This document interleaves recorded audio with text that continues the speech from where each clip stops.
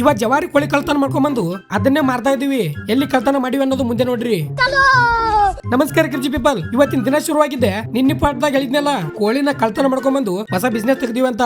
ಅಲ್ಲಿಂದಾನೆ ನಮ್ಮ ರಾಜವಲಿ ಮತ್ತ ಟೈಗರ್ ಗಂಗು ಇಬ್ರು ಸೇರಿ ಯಾರ್ದೋ ಕೋಳಿನ ಕದ್ದಾರ ನೋಡ್ರಿ. ಅದನ್ನ ತಗೊಲಾಕಂತ ಜನನೂ ಬಂದಾರ. ಛೇ, ಎಂತ ಕಾಲ ಬಂತೋ, ಕಲಿಯುಗ ಕೆಟ್ಟು ಹೋಗ್ಯಾದೋ.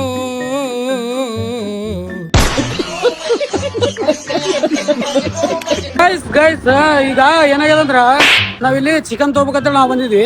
ಇಲ್ಲಿ ಒಬ್ಬ ಅಣ್ಣ ಬಂದಕೆರೆ ನಮ್ದೊಂದು ಕೋಳಿ ಬಿತ್ತದ. ಅದು ಕೋಳಿ ಹುಡುಕಾಡ್ಕೊಂಡ್ ಬರ್ತೀನಿ ಹೋಗ್ಯಾನ. 10 ಕೋಳಿ ನಂಬಲ್ಲಿ ಬಿಟ್ಟಾಗ ನಾವು ಜವಾರಿ ಕೋಳಿಗಳು ನಮ್ಮಲ್ಲಿ ಬಿಟ್ಟಿಗೆ ಹೋದ. ವಾಪಸ್ ಬಂದೇ ಇಲ್ಲ, ಯಾಕಡೆ ಹೋಗ್ಯಾನ ತಿಳಿಯಲಿ ಅದ. ಇವೇನಂದ್ರ 10-15 ನಿಮಿಷ ಮೇಲೆ ಆಯ್ತು ಬಿಟ್ಟು ಹೋಗ್ಬಿಟ್ಟಣ. ಇಲ್ಲೊಂದು ಕ್ಯಾಮ್ರಾ ಇರ್ಲಿಲ್ಲ ಅಂದ್ರ ಒಂದು ಹೋಗ್ಬಿಡ್ತಿದ್ವಿ ನಾವೇ 10 ಕೋಳಿಗಳು.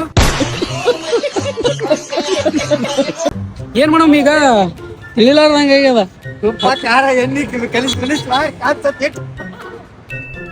ಇದು ಆಕ್ಚುಲಿ ಚೆನ್ನಾಗಿರೋ ಏನೋ ಒಂದು 10-15 ನಿಮಿಷ ಆಯ್ತು ಬಿಟ್ಟಿಗೆ ನಮ್ಗೆ ಹೋಗಿ ಕೋಳಿ ಬಿಟ್ಟಿಗೆ ಅಷ್ಟು ನಂಬಿಕೆ ನಮ್ಮ ಮೇಲೆ. ಫೈನಲಿ ಬಂದ ಅಣ್ಣ, ಇಲ್ಲಾಂದ್ರ ಕೂಗ ಕೋಳಿಗೆ ಖಾರ ಮಸಾಲೆ ಮಾಡ್ತಾರೆ.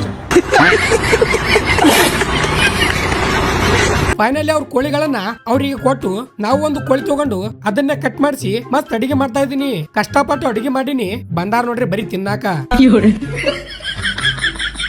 ನಾನು ಅವ್ರ ಜೊತೆ ಸೇರಿ ಮಸ್ತ್ ಸಪಾಸಟ್ ಮಾಡಿದೆ. ನಿಂಬು ನಿಚೋಡನ್ ತಂಡ ಪಾರ್ ಮಾಡಿ ಶಿಸ್ತು ಊಟ ಮಾಡಿ ಬೆಕ್ಕಿನ ಜೊತೆ ಕಾಸ್ಕೊತಾ ಇದೀನಿ ಹೊರಗಡೆ ಬಂದು ತಂಡಿಗೆ. ಹಂಗೆ ಇವತ್ತಿನ ಥಾಟ್ ಕೇಳ್ರಿ, ಮುಗಿಸ್ತೀನಿ ವಿಡಿಯೋನ.